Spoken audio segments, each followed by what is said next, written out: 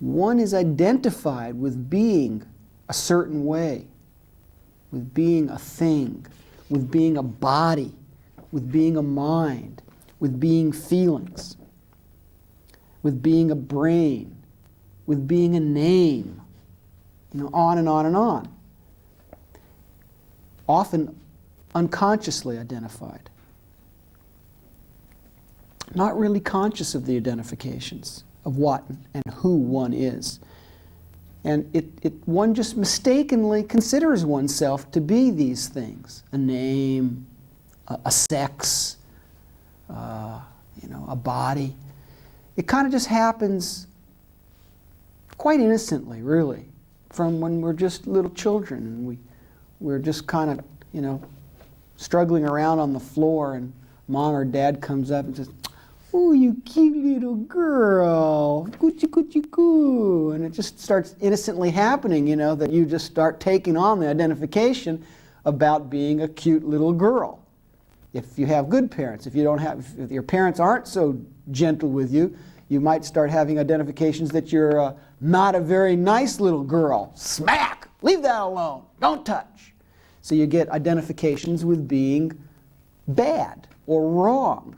And these sit very deeply ingrained in your state of being as you move through life. So these identifications are what we are now working at clearing away. So they happen that way. They're things that one is taught either consciously in school or consciously in religious activities or social activities, or quite unconsciously, like mom and dad going up to you and yelling or being kind and saying what you are. It's quite innocent. Identifications also come about by your own reflection when you're growing up. Things that you look at yourself and you conclude that you are this, or that you need to be a certain way in order to be understood or in order to relate to others.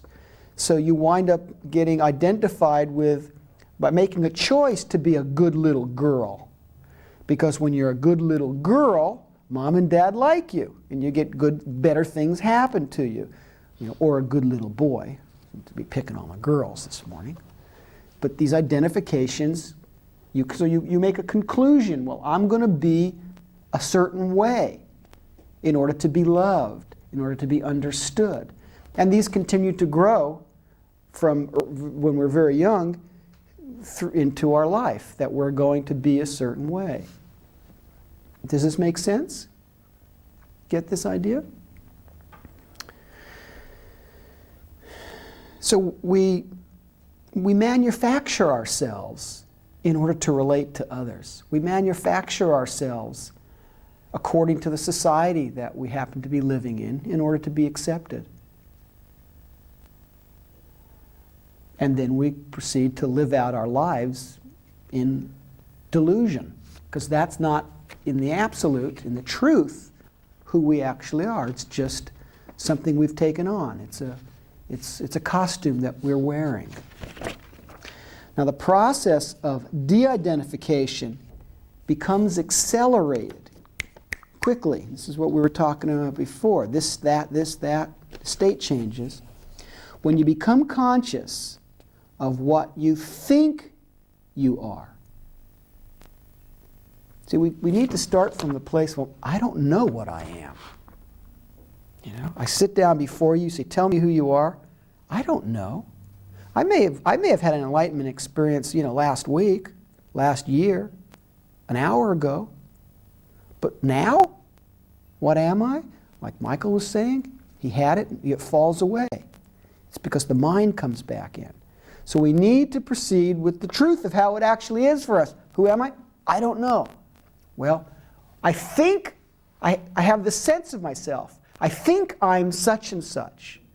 So when you think you're something and intend to experience what you think you are, you intend to experience it and you're open to whatever comes into your consciousness, and you communicate that to another, to the degree that it's understood, that's why it's very important to be a very good listening partner, to the degree that it's understood, it will dissolve out of your mind or out of your relationship with others. You understand this? Get the thought? Anybody not get so far what I've been saying?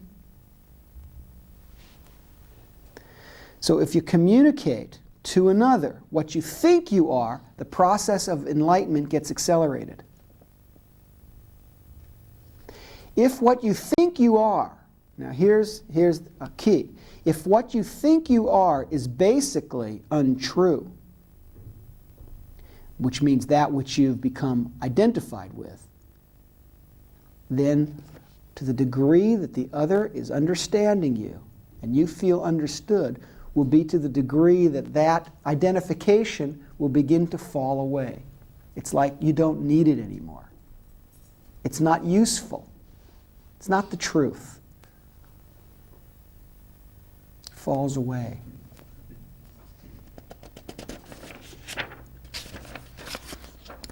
De-identification from ideas, from concepts, from feelings, from emotions, from attitudes, from various states of being occur by your willingness to communicate yourself to another and their willingness to receive and understand idea after idea of what you've mistakenly thought yourself to be. So you've got to be willing to present what you're conscious of. It's like, what I am is angry. I hate people. Well, maybe that's who I am for all eternity. Maybe for me, that's the eternal truth. But I'll never know till I put it out there. And if I'm afraid to put out what I'm identified with, it'll always just be stuck to me. But if I take the risk, look, I don't know if this is what I am. But I have these terrible, or what I think are terrible, perverted sexual fantasies. I've never told anyone, and I'm really afraid. So they stick to me. But if I put it on the table and someone understands me, what I thought that I was, what I thought I was identified with, being a sociopathic pervert, it turns out that they fall away if it's not the truth. If it is the truth, by God, it'll stay there absolutely for all time, and that's what I am, and so be it. At least I know. I don't need to pretend about it anymore. I don't need to hide it anymore. That's what I am, and I haven't met anybody that hasn't been elated and blissed out at discovering the truth of themselves, no matter what it was. But you got to risk being rejected, being misunderstood, being abused and criticized. You got to take that risk. So every time you walk up to a new partner, someone that you don't know, and they say, "Tell me who you are," you got to put it on the line. This is who I am. Sometimes it's not all conscious about what the anxiety or the fears are. But over time, you keep deepening it, it will get conscious more and more, and you'll come up and find things that, oh my gosh, I've never said this to anyone, and I think that this is what I am. This is what at the quiet, deep moments of myself. This is what I feel myself to be. Now, it may be true. It may not be. It may just simply be something that you bought, that somebody laid on you, or that you concluded that you need to be in order to relate to people.